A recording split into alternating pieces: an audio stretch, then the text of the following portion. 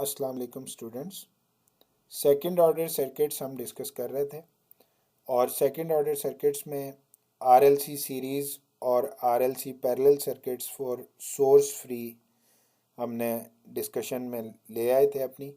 और जो दो टॉपिक्स हमारे बाकी हैं उनमें स्टेप रिस्पॉन्सेस कैलकुलेट करने हैं हमने सीरीज़ और पैरेलल आरएलसी सर्किट्स के। तो अब तक जो हमने डिस्कशन की है उसमें सोर्स फ्री आरएलसी सर्किट्स को हमने डिस्कस किया सीरीज़ में भी और पैरेलल में भी। जो आज की कैलकुलेशंस हैं वो भी कुछ इसी तरह से हैं जैसे हमने आरएलसी सर्किट्स को पहले डिस्कस किया। जस्ट एक नई चीज़ ऐड होगी जिसमें हम एक एक्स्ट्रा डीसी सोर्स अटैच करेंगे अपने सर्किट के साथ और उसके बाद उसका रिस्पॉन्स कैलकुलेट कर लेंगे। ठीक है, तो लास्ट टू टॉपिक्स 8.4 और 8.5 हमारे बाकी हैं, बाकी हम कवर कर चुके हैं। इन दोनों टॉपिक्स की हम पहले कैलकुलेशंस देखेंगे, उसके बाद फिर हम इसकी एक एक एग्जांपल सॉल्व करेंगे ताकि हमारे कंसेप्ट्स कंसोलिडेट हो जाएं। तो now let us consider what happens when a DC source is suddenly applied to a second order circuit. Consider the circuit shown in figure, जिसमें आप देख रहे हैं कि एक वी एस सोर्स अटैच है और एक स्विच है जो t is equal to zero पे क्लोज हो रहा है। उससे पहले ये ओपन था। एक रेजिस्टेंस गिवन है आर, एक इंडक्टर है और एक कैपेसिटर है।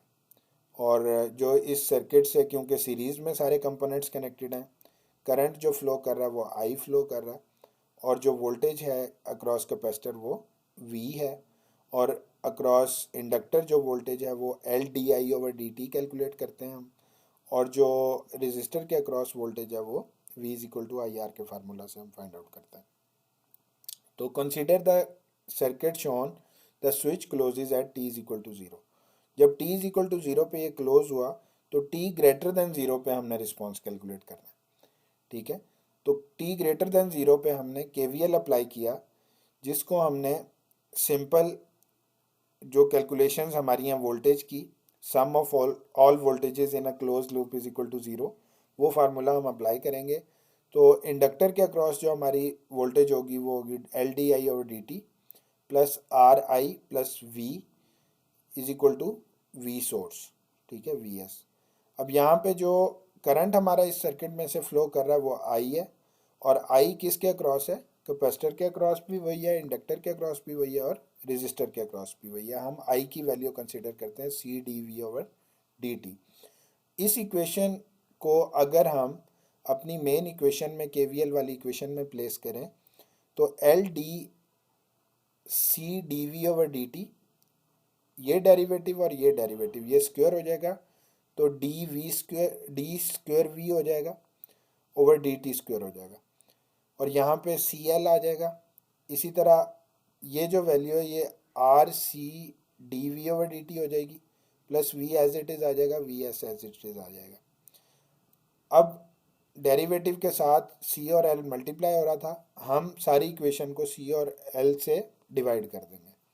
जब डिवाइड करेंगे तो फाइनल इक्वेशन हमारे पास आएगी d v square v over D t square plus r over l d we over D t plus v over l c is equal to v s over l सी।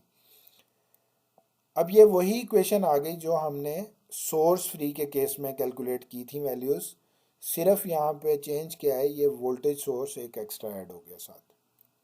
ठीक है, तो हमने देखा था कि जो आपका स्टेप रिस्पॉन्स होता है, step response is always the sum of transient response plus steady state response. इन दोनों को सम अप करेंगे तो आपके पास जो रिस्पॉन्स आता है वो आपका फाइनल रिस्पॉन्स होता है। The transient response is in the same form as the solution for the source free variant. ठीक है, the steady state response is the final response of v of t. In this case, the capacitor voltage will equal the source voltage.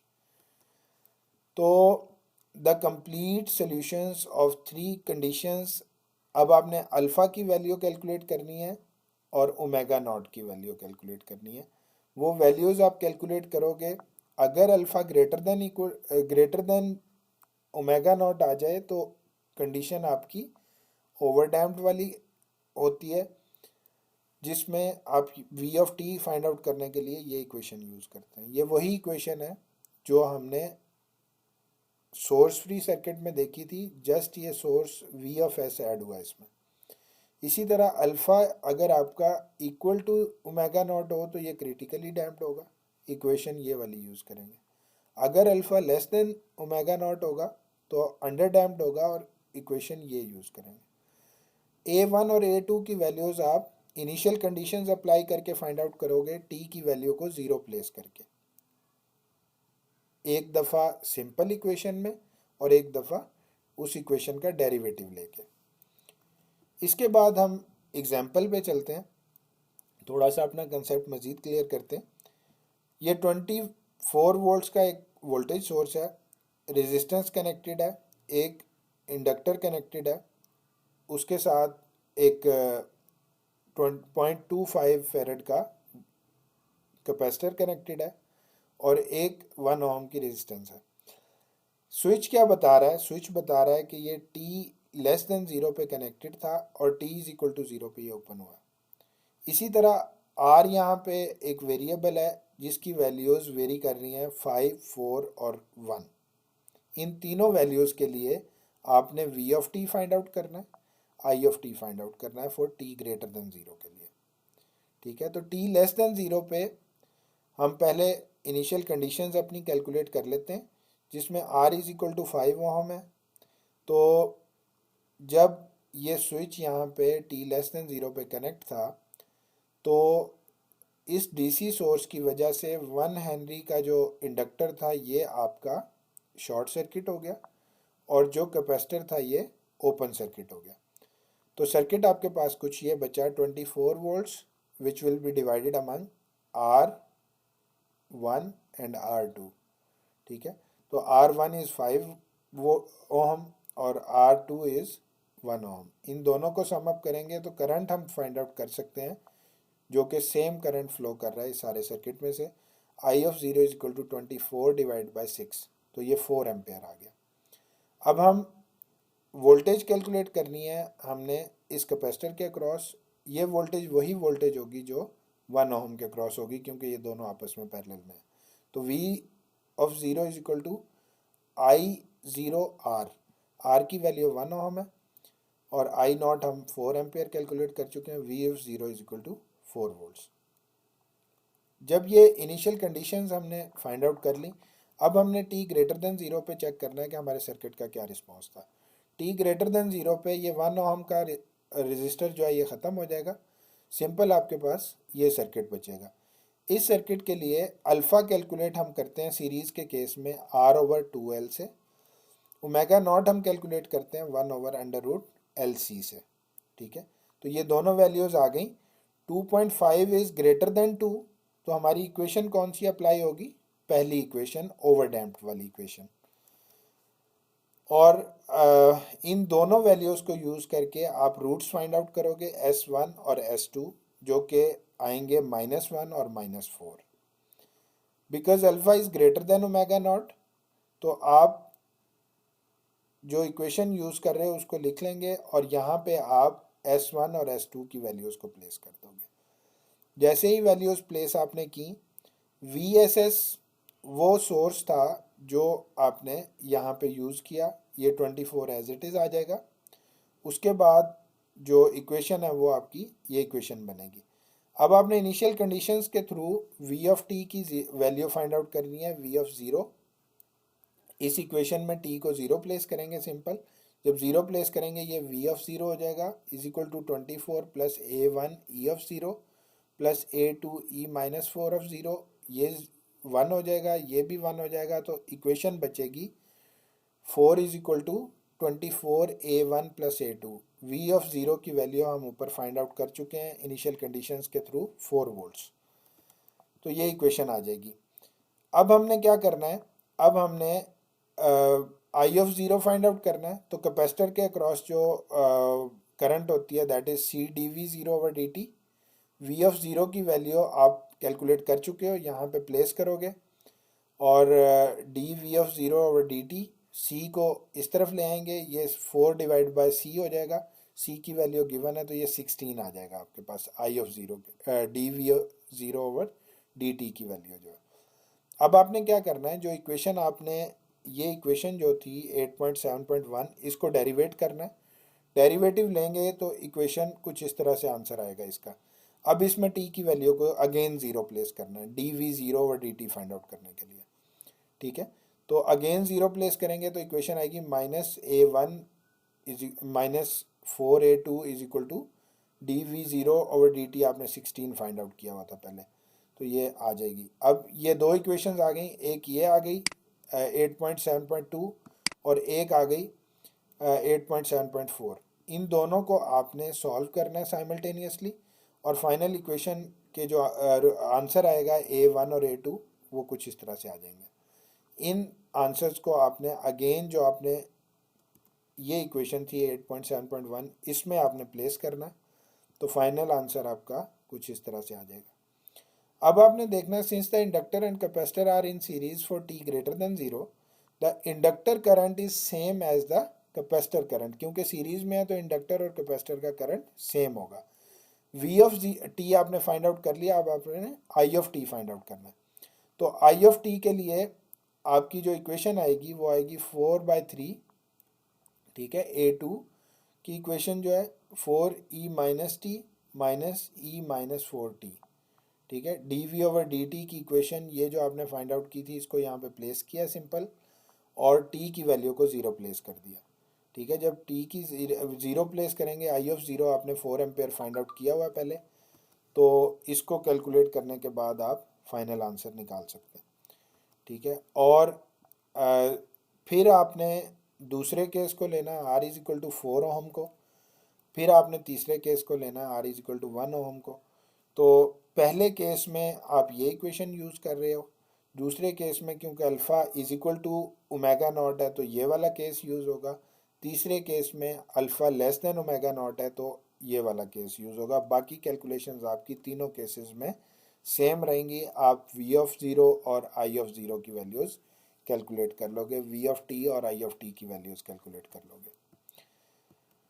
अब हम आ जाते हैं जी तीसरे case पे, जो कि नेक्स्ट टॉपिक हमारा है कि step response of parallel RLC circuit कैसे कैलकुलेट करते हैं। सारी कैलकुलेशंस जो हैं वो सिमिलर होंगी जो हम सोर्स फ्री के केस में करके आए हैं, सिर्फ चेंज क्या आएगी, यहाँ पे एक सोर्स ऐड हो जाएगा, ठीक है।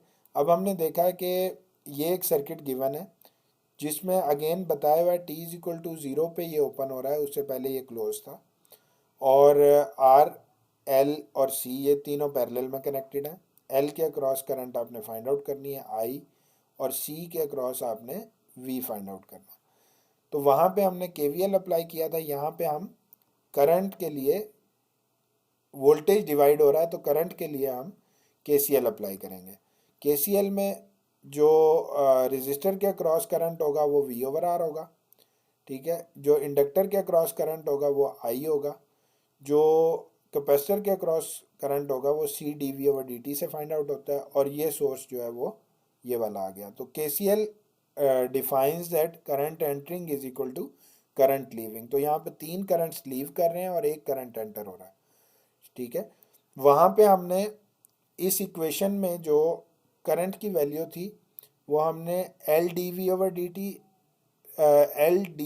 C D we over D t रखी थी।